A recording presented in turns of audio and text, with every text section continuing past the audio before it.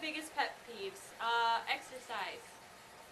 Now, anybody who knows me with my dogs knows that exercise is extremely important to me for my dogs.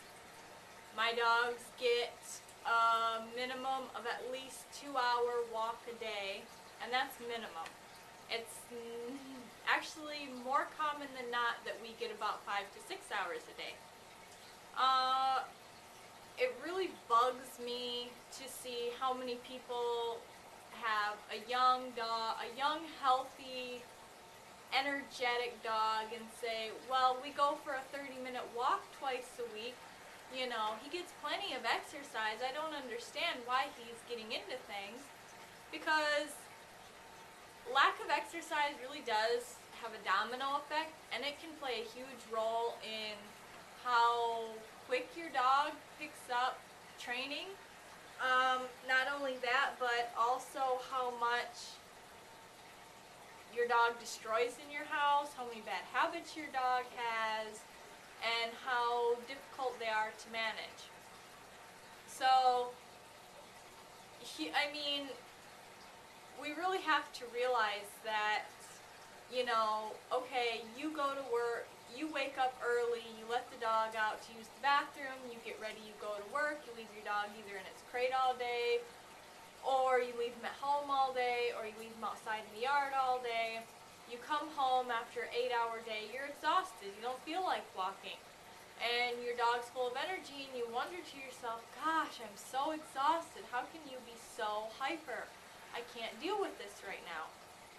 But, if you really look at it from the dog's perspective, when they've been home alone all day with nothing to do, or very minimal things to do, they're going to be hyper, especially when they're a young, active breed, or just a young, healthy dog. So, what I usually like to tell people is, okay, your dog has a problem.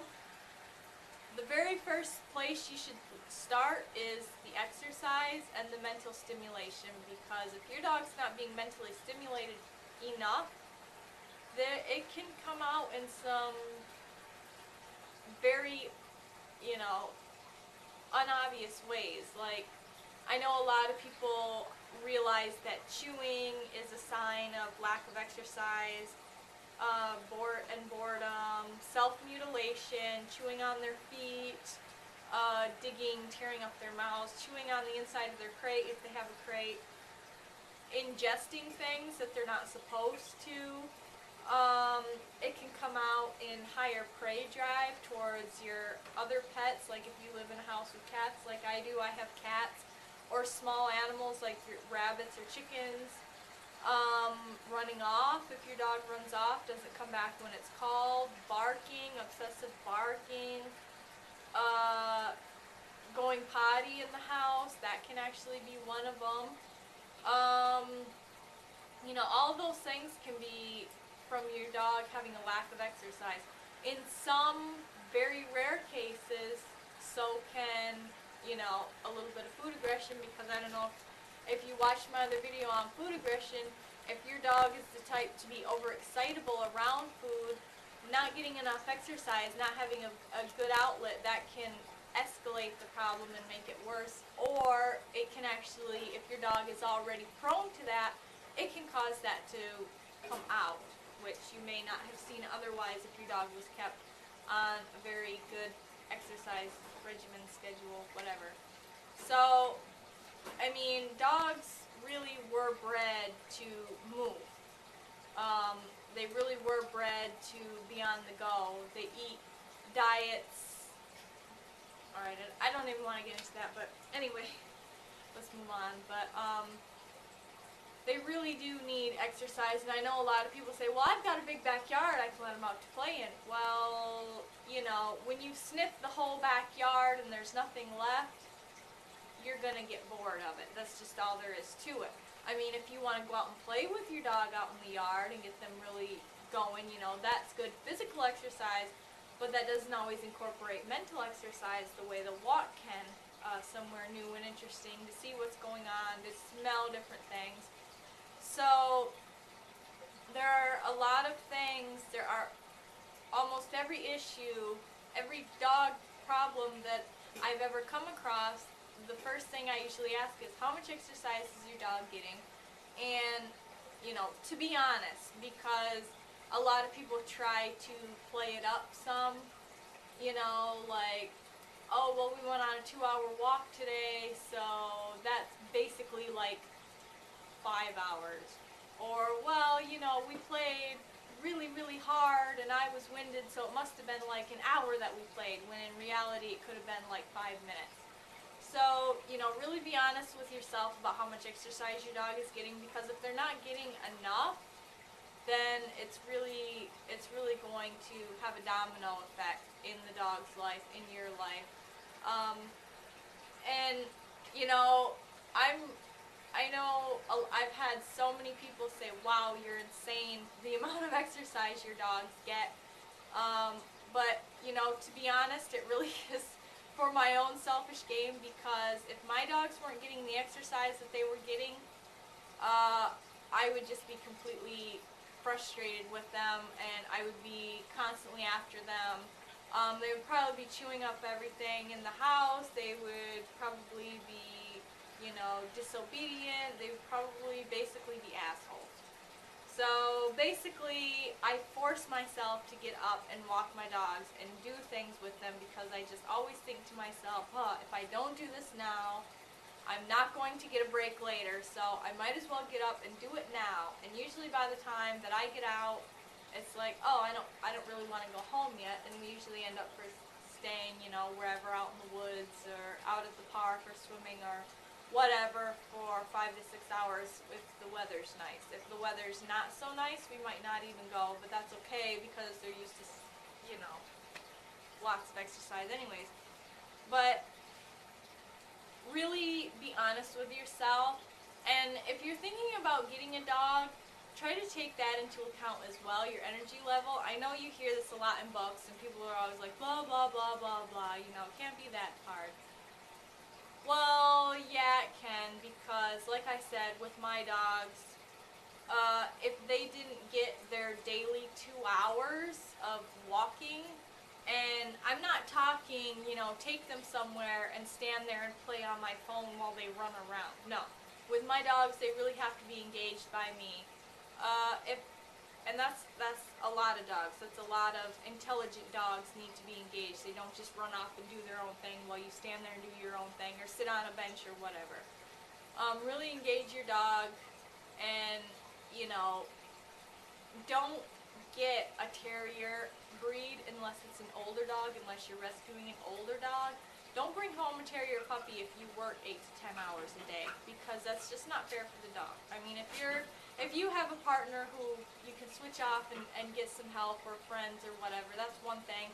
But if you're single and you're thinking about getting a high energy breed when you really are not a high energy person, don't even bother. And another huge pet peeve of mine is when people get Chihuahuas or Yorkies and they think, well, they're so small, they don't need exercise.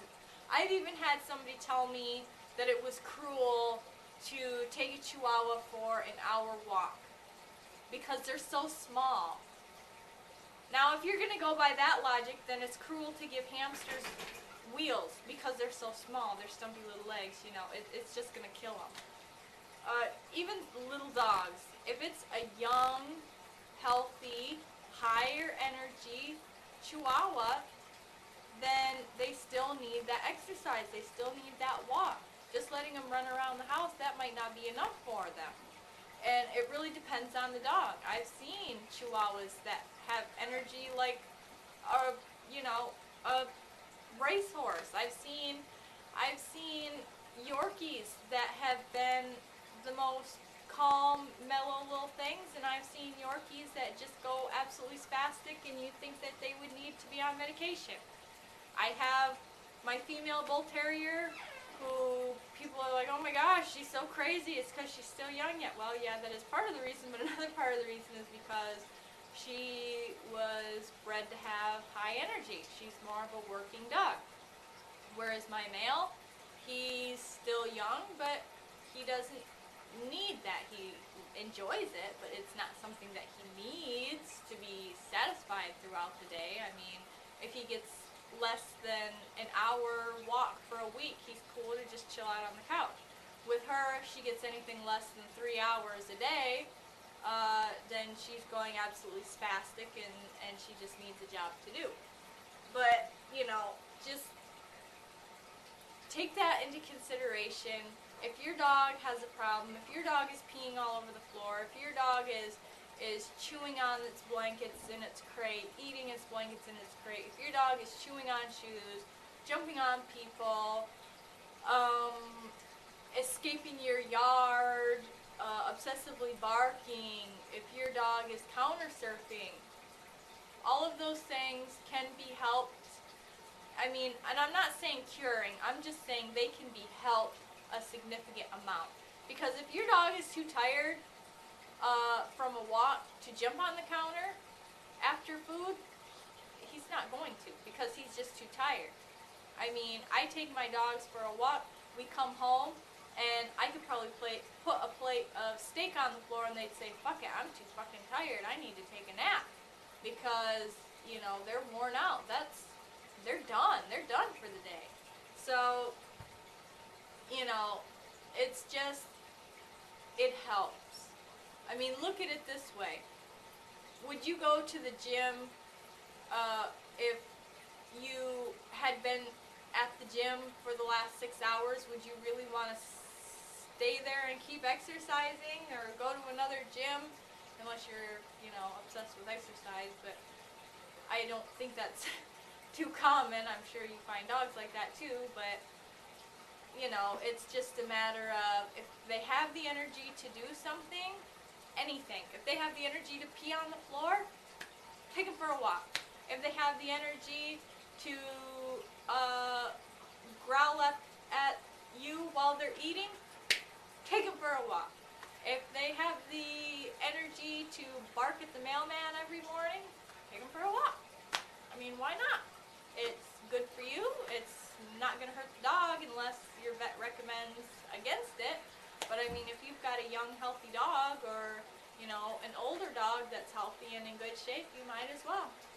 So, I hope that if you're watching this, you kind of take into consideration a little bit more what a good amount of exercise is and what a not good amount of exercise is.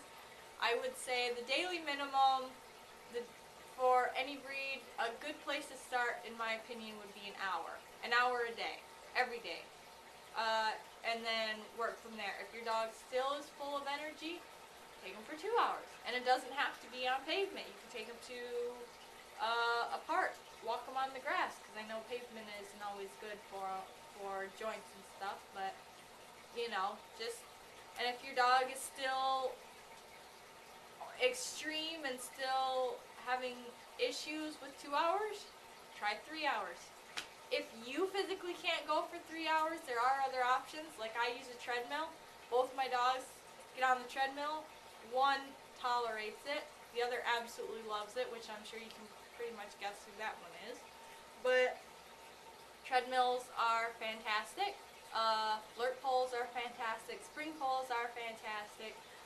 Getting your dog a backpack with some weight is fantastic.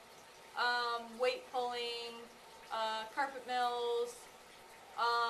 You know, if you know a place where you can take your dog swimming, swimming is awesome, especially for dogs that have joint problems, hip problems, knee problems, elbow problems, back problems. So, anyways, I hope this video gives you a better understanding, a better idea of what a good amount of exercise is. Oh, and before we go, puppies and exercise. Never force a puppy to exercise.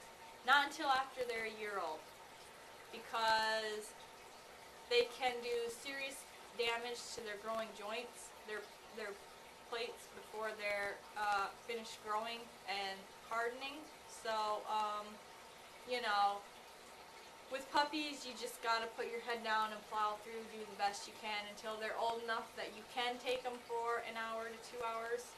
So, anyways, just thought I'd, you know,